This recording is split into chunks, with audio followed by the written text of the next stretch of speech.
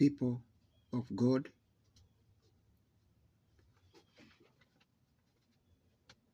Today, I am going to share with you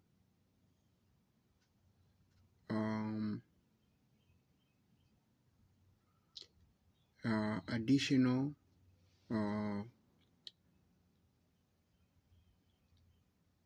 3 methods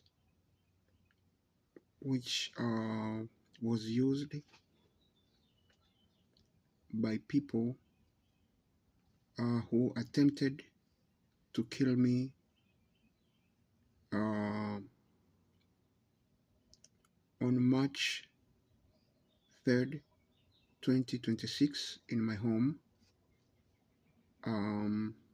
At that time, I was not home. 3 white men stopped by to my house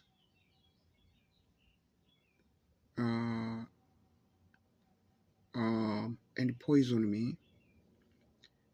Previously, I mentioned to you 2 methods which they used. The first method was poison, which destroy body parts, and the second method is they did spray hydrogen peroxide in my house, and so those are 2 methods I mentioned to you previously, that those professional killers used as a technique to shorten my life in my home.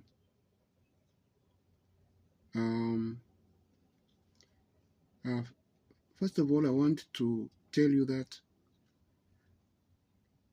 those people whom I can say they are assigned to kill me,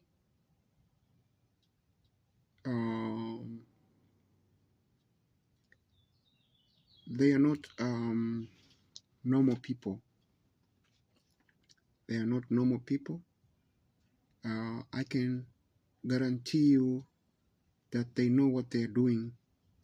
They have enough knowledge of what they are doing. They are,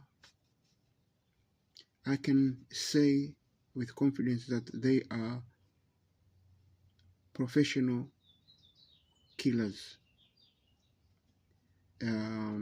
That's why I believe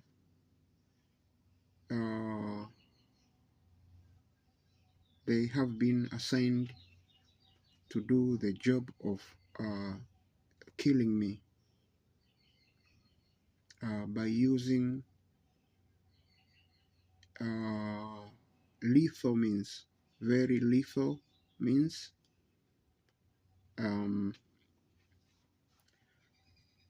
So I just want to tell you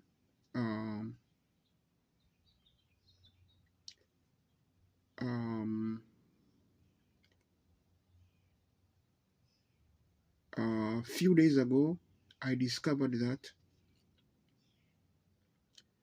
those people are professional killers, used additional, apart from the 2 I mentioned to you, they use additional 3 more methods to try to shorten my life. I discovered that day which they stopped by to my house, they also use a snake. They bring a snake and release that snake in my house with the goal that their goal is for that snake to bite me so that I can suffer and with the poison from the snake and die.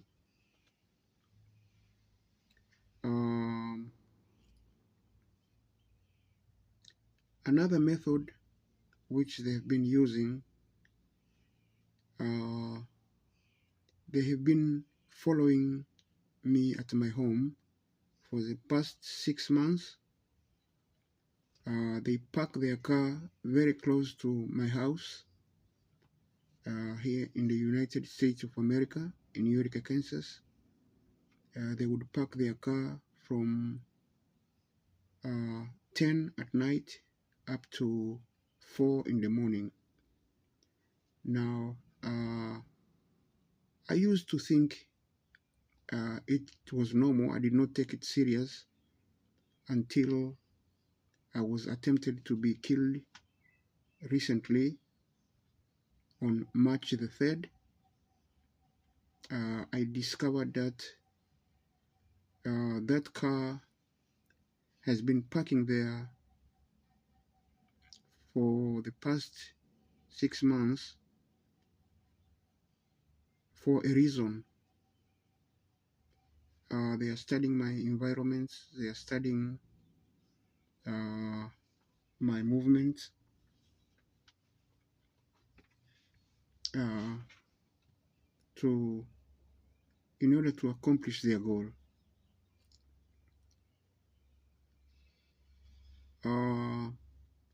Another method, which is the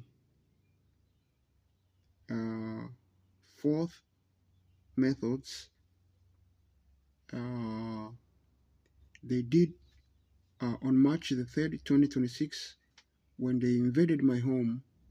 They put a monitoring device underneath my house. That monitoring device is tracking me down if my movement in my house. It enables them to know where I am at, if I am at the toilet, if I'm at the shower, if I'm at the kitchen area, if I'm sleeping in my bed, if I'm in the sitting room, if I'm in my porch. They know exactly where I'm at. And it's against the law here in the United States to monitor a regular civilian without his consent.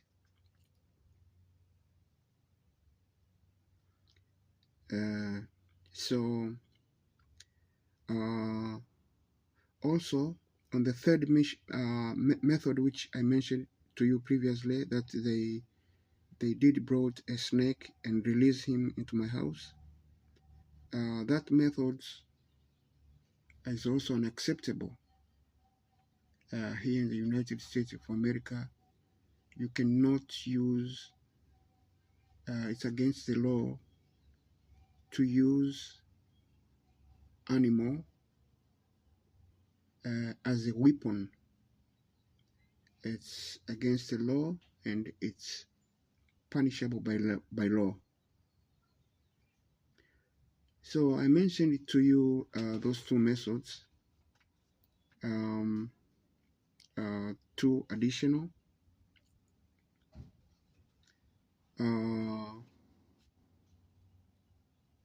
Actually three. Yeah, I mentioned to you the snake. This snake, after it was released, I was able to make a follow-up and make sure it did go out of my house, and then I block the passage which it went outside underneath my house.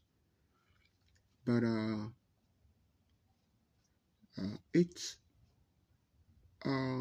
very, very scary and uncomfortable experience. I also mentioned to you I'm going to tell you the fifth method. The fifth methods which they have been using to track me down is I am being followed by a car in every places where I go. Currently I'm not using my car. My car break down. It's in the shop, so I usually use a taxi. It's a public transportation. Every time I leave my house, I'm going maybe to the city building, maybe to go pay my water bill. There is a car which is following me. It's a brand new Toyota Tundra white, and in the car there is two white men. Excuse me. And those two white men, while I'm in the public transportation, they followed me. And once I enter in the government building, the city building, once the public transportation is parked, they pass in front of us, and they park their car in front of the public transportation which I'm in, and they wait. Once I get out, and then a white gentleman is getting out. He's a white man. He's tall, and he's well dressed, and he has modern weapon, including guns on his waist, and I go inside the building. He followed me behind, and he will walk with me inside. And inside there, he don't really do anything. He just walk around. While at that time, I am paying my water bill. Once I pay my water bill and receive a receipt, I just tell him thank you and leave the building. And this person live with me. He would follow me behind. And once I get into the taxi or the public transportation, and his car too came, he gets inside his car and left the area. So this person, I can tell you with confidence, he wants to do something to me. But before he do that, he has to study the environment. He has to study the environment and make sure that he can get his job done or his goals, accomplish his goal without any obstacle. He don't talk to me. He don't say anything. He just follow me.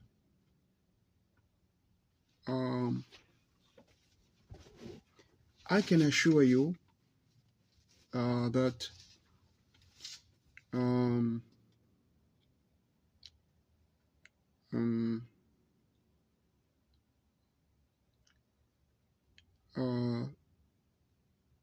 that he is related with the people who attempted to kill me in my house on March the 3rd, 2026. And because now they know that I've been complaining to the police department, and I've been also recording them without them knowing,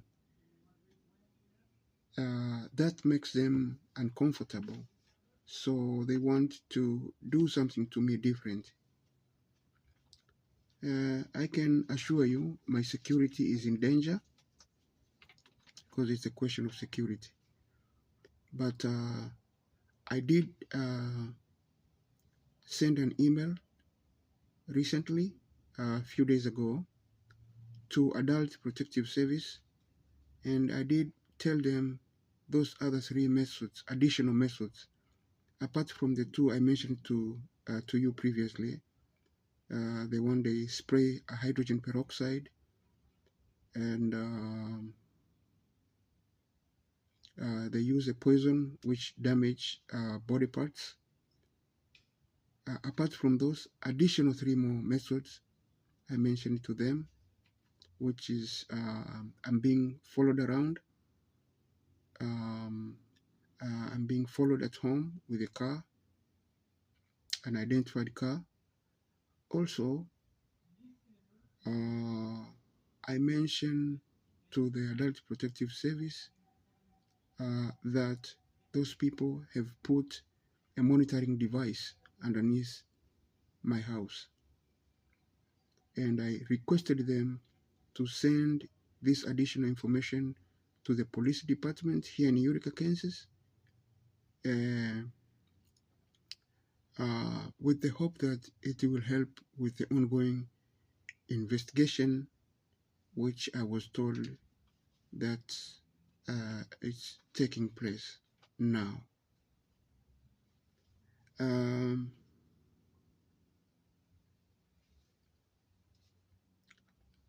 I want to share with you some information.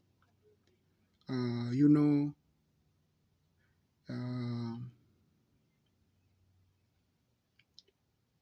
we all know, there are some things which happen to individuals in the community that will shock you. You may think that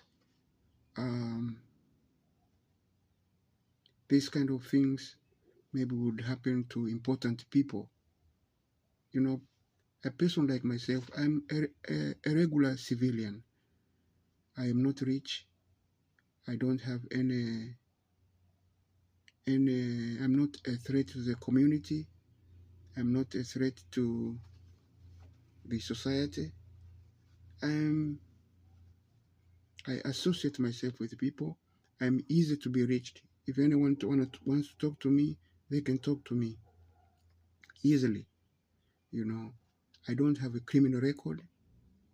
So you would think that this kind of thing shouldn't have happened to me. But it can happen. We live, it can happen to anybody because we live in the community where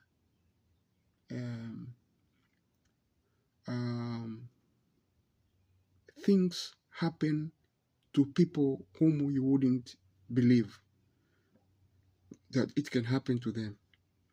Yes, people can be killed, people can be attempted to be killed, like myself, where you will be surprised.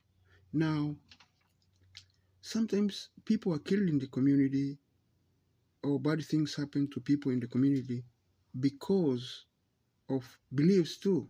There is traditional beliefs sometimes, or local beliefs, or magic, magic or witchcraft beliefs. I remember, for those of you who make a follow-up, in the year 2000,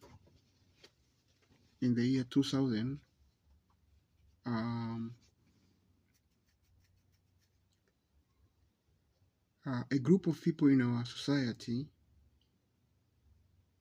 those people were albinism, albino, albinism.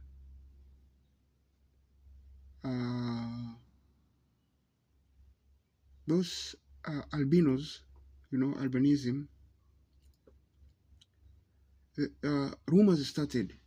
People started rumors. They were saying these people are being abducted and killed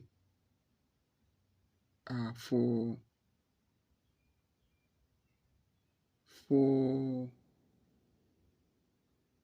witchcraft beliefs. When those rumors started, people believed that their body parts can be used to make them rich. So if you get their body parts, you can be a billionaire. And that's why they were abducted. When we hear that, some of us, we believe, and some of us, we did not believe it. We thought these are just rumors. It's impossible to think that way. Or it's impossible for that to happen. But our complaint were turned into the police department, and they started to conduct a thorough investigation, and they come up with a conclusion that those allegations were true. People were kidnapped and killed, those albinism, for witchcraft beliefs that their body parts makes people rich.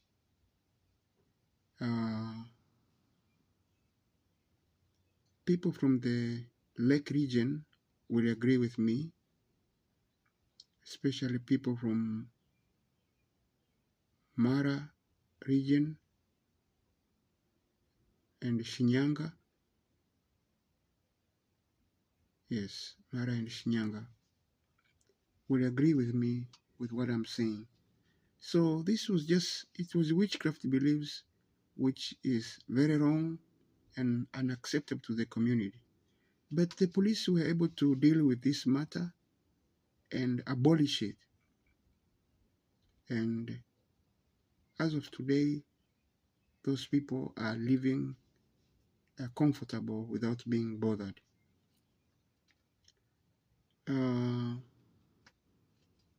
Also, I want to share with you that, witchcraft beliefs did not just start in our recent community. It started a long time ago. Even in the Bible, we see that God knows that witches survive in this world and they have their power. But God knows that He has power than them, and He wants us, people who believe in God, to believe in Him, not witches. If you read the Bible, we can be able to have, evidence, beyond reasonable doubt that witchcraft existed, but God has power than witches. If you read your Bible in Exodus 7:10-12,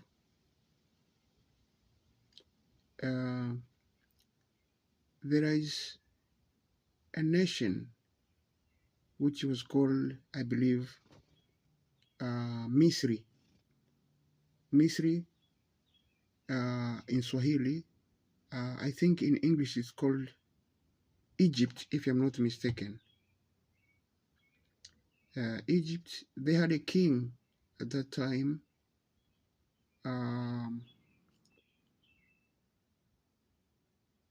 His name is King Pharaoh. We call him King Pharaoh in Swahili, Mfalme Pharaoh. King Pharaoh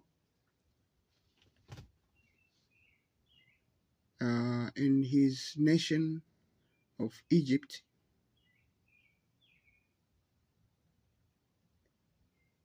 they believe in witchcraft at that time, according to the Bible. They have witches, they believe in witchcraft. And King Pharaoh, he heard about a gentleman named Moses. We call him in Swahili Musa. And the miracles that he is performing by using God's power. And luckily, they were able to meet King Pharaoh and Moses. When they met, King Pharaoh called all the witches in Egypt And they gathered there in front of him and Moses, and he told them to throw their sticks on the ground. They throw their sticks on the ground, and their sticks turn into snakes. And when Moses saw that, he also threw his sticks on the ground, and his sticks turned into a snake as well. And Moses' snake, to our surprise, swallowed all the witch's snake. And from there, all the witches who attended that occasion in Egypt, including King Pharaoh, that event makes them believe that God has power than witches. And they also build faith that Moses is using God's power, not witches. And from that occasion, we all learn that when we go through hard time in our lives, we should not depend on witchcraft at all. We should depend on God, because God, with God, anything is possible. That's all I have to share with you today. Thanks for listening, and have a blessed day. Bye-bye.